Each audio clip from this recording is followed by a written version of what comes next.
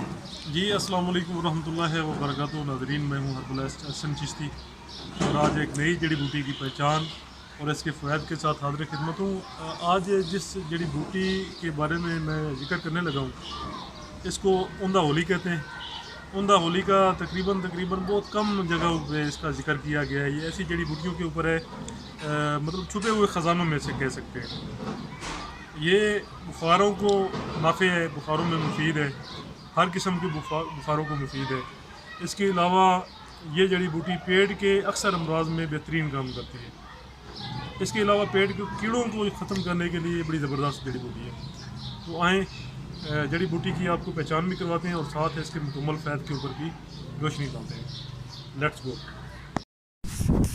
یہ ہے جناب اوندا ہولی کا پودا۔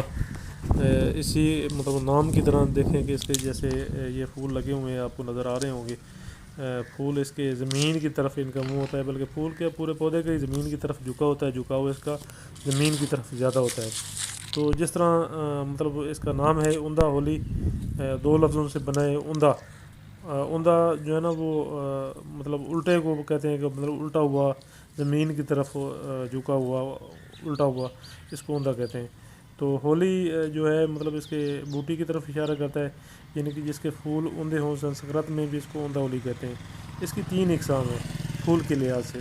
اس کی ایک قسم کے پھول سفید ہوتے ہیں، ایک کے ہلکے نیلے رنگ کے ہوتے ہیں آسمانی کلر لیے ہوئے، اور ایک کے ہلکے پنک کلر کے ہوتے ہیں۔ ماہیت جو ہے اس کی، پتے اس کے جو ہیں وہ آرد کی طرح ہوتے ہیں، پتوں کے اوپر ہلکی سی جو ہے نا وہ روئی سی ہوتی ہے، مطلب لگانے سے ہلکی رواں ٹائپ ہلکا محسوس ہوتا ہے۔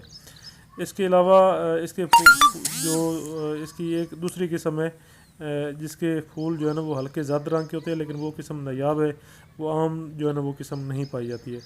اس کے علاوہ اس کے مزاج کے اوپر اگر بات کریں تو مزاج اس کا گرم خشک ہے پہلے درجے میں۔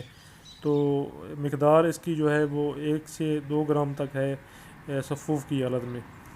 اس کے علاوہ اگر اس کے افعال کے اوپر بات کریں تو افعال میں جو جن امراض کے اوپر یہ کام کرتی ہے، پیٹ کے کیڑے مارتی ہے، پیٹ کو کیڑے مارتی ہے، ہلکی سی جو ہے نا وہ قبض پیدا کرتی ہے، پیٹ کے تمام امراض میں مفید ہے۔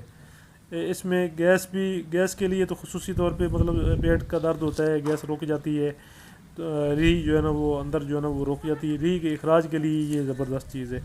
اس کی جڑ کا جو صفوف ہے وہ بخاروں کے لیے مفید ہے، مطلب یہ اینٹی بائیوٹک بھی ہے، اینٹی سیپٹک بھی ہے، اینٹی بائیوٹک بھی ہے۔ اس کے صفوف جو ہے اس کی جڑ کا، وہ ہر قسم کا جو انفیکشن ہے، وائرل انفیکشن ہے، اس کو ختم کرنے کے لیے اس کی جڑ کا صفوف استعمال کیا جاتا ہے۔ یہ بوٹی عام طور پہ اگر اس کے مقامی پیدائش کا اگر ہم ذکر کریں تو یہ پورے پنجاب میں پائی جاتی ہے۔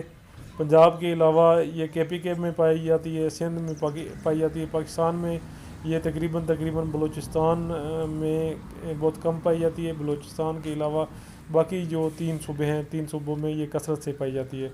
تو فوائد کے لحاظ سے فوائد وہی ہیں، پیٹ کے کیڑے مارتی ہے، اس کی جڑ جو ہے نا بخاروں کو نافع ہے، بخاروں میں نمونیا ہے، ملیریا ہے، ٹائیفائڈ ہے، ان بخاروں میں یہ بہترین اس کے اثرات ہیں۔ اس میں ہم اس کو استعمال کر سکتے ہیں، 2 سے 3 مرتبہ تک اس کا صفوف ہم استعمال کر سکتے ہیں۔